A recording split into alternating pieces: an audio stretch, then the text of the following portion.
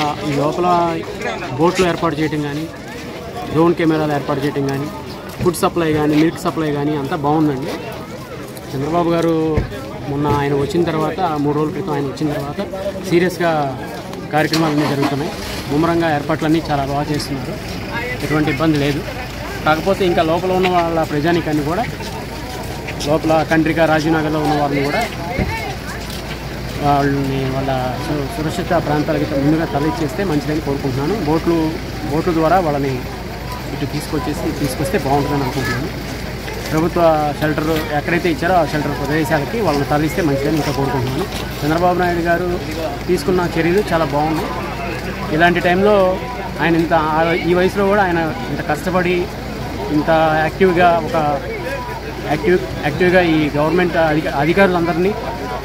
అధికారులందరి చేత కరెక్ట్గా వర్క్ చేయించిన కార్యక్రమం చాలా బాగుంది. నమస్కారం. ఇది ఇందిరానాయక్ నగర్ అండి, అజిత్ సింగ్ నగర్ ఏరియాలోకి వస్తుంది. మేము ఇక్కడ 2019 నుంచి ఉంటున్నాం. హైదరాబాద్ నుంచి ఇక్కడ షిఫ్ట్ అయ్యాం. స్టేట్ డివైడ్ అవ్వడం వల్ల. తర్వాత మాది అసలు నేటివ్ ప్లేస్ అయితే విశాఖపట్నం.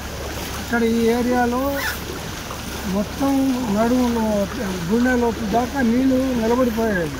చంద్రబాబు నాయుడు గారు ఈ విషయం గ్రహించి వెంటనే దానికి కావాల్సిన సహాయ చర్యలు చేయాలని 3 ట్రిప్పులు రోజుకి మా ఏరియాకి బోట్లో వచ్చారు, హెలికాప్టర్లో వచ్చారు. ఎంత జనం బాధపడుతున్నారు అనేది ఆయన గ్రహించి రాత్రంతా కలెక్టర్ ఆఫీసులో కూర్చుని మానిటరింగ్ చేశారండి. అంత 74 ఏళ్ళ వయసులో పెద్ద మనిషి అంత చేశారట. ఆయన చేయెత్తి నమస్కారం చేయాలి. జగన్ అయినా ఏమీ పట్టించుకోలేదు. ఆయన ఎంతసేపు విమానాల్లో హెలికాప్టర్లో తిరగడం, రోడ్లకి పరదాలు వేసుకు తిరగడం తప్ప జనాలకి ఏమవుతుంది, ఎవరికి ఏం కావాలి అనేది అసలు ఎప్పుడు చూడలేదు. ఈ 5 సంవత్సరాల్లో కూడా నేల మీద నడిచిన రోజులు అయితే లేవు. పరదాలు కట్టి చెట్లు కొట్టి అయితే హెలికాప్టర్ 5 కిలోమీటర్ల దూరం కూడా హెలికాప్టరే కానీ రోడ్డు మీద రావడం అనేది జరగలేదు. అలాంటిది చంద్రబాబు నాయుడు గారు ఆ వయసులో బోట్లో నిలబడి వెళ్ళారండి. హ్యాట్స్ ఆఫ్ ఆయనకి. ఏరియాలో డ్రోన్స్ ద్వారా పరిచయం ఎలా ఉంది చూశారు, హెలికాప్టర్ ద్వారా ఎలా ఉందని చూశారు. ఆ తర్వాత ఈ హెలికాప్టర్ ద్వారా అందరికీ బిస్కెట్ ప్యాకెట్లు, వాటరు, ఫుడ్ అందేలాగా చేశారు. సత్యసాయి సేవా సంఘం వాళ్ళు కూడా చాలా వాలంటరీగా వచ్చి అందరికీ కూడా లేదనుకోండి కొవ్వొత్తులు, అగ్గిపెట్టెలు, బ్రెడ్, బిస్కెట్స్, ముఖ్యంగా నెల ఉండే సరుకులు ఇచ్చారు. ఎందుకంటే 2-3 రోజులు టైం పడుతుంది. అందువల్ల ఎవరు ఇబ్బంది పడకూడదు, తినడానికి ఇబ్బంది పడకూడదు, తాగడానికి ఇబ్బంది పడకూడదు అన్న ఉద్దేశంలో ఈ ఏర్పాట్లు చేశారు. ఇంత చేసిన దానికి జోహారు. తిరుపతి శ్రావణి మా మిస్సెస్ ఎక్స్ కార్పొరేటర్ అండి. ఇందిరానాయక్ నగర్, నందమూరి నగర్, తోటవారి వీధి, గుండపు చంద్రశేఖర్ కాలనీ, ఇలా అన్ని రోడ్లు ఉన్నాయండి ఏరియా. కాకపోతే ఏంటంటే గత 2005లో ఇక్కడ వరద వచ్చిందండి. అప్పటి నుండి ఇప్పుడు దాకా రాలా.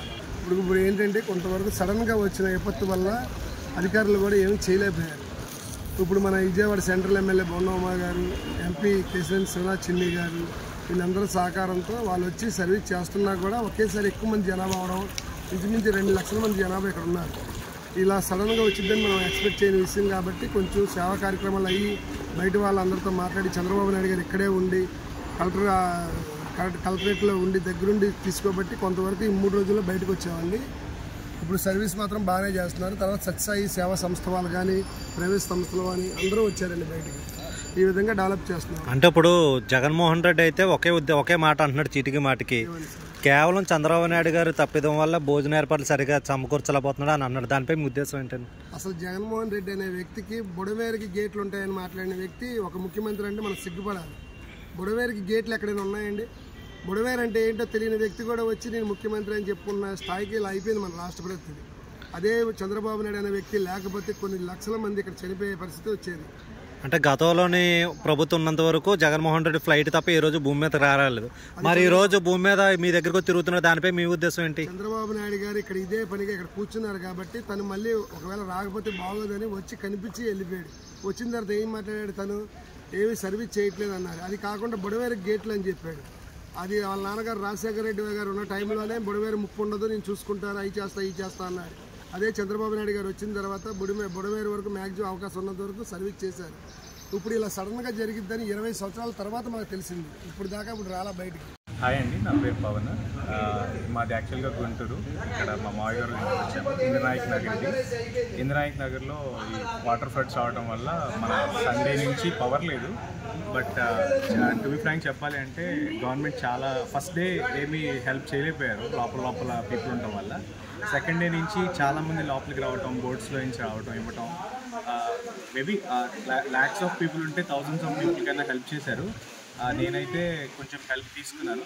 దానికోసం గవర్నమెంట్కి కానీ ఎన్జిఓ అసోసియేషన్స్ కానీ ఎవరికైనా సరే ఎవరైతే హెల్ప్ చేసిన ప్రతి ఒక్కరికి చాలా థ్యాంక్స్ చెప్తున్నాను. ఈ పసిపిల్లల్ని ఎలా తీసుకురావాలో భయం వేసేసింది. అప్పుడు 2-3 సార్లు మా బ్రదర్ మునిగిపోయారు నీళ్ళలో. ఆయన అలాగే వచ్చామన్నమాట, ఎలా బతుకు జీవుడు అనుకుంటూ.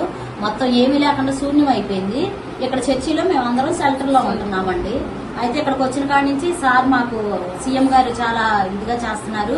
వచ్చిన దానికి యూనియన్ టిఫిన్, భోజనం, టీం అంతా వచ్చారు. విశాఖపట్నం నుంచి వచ్చారు టీము.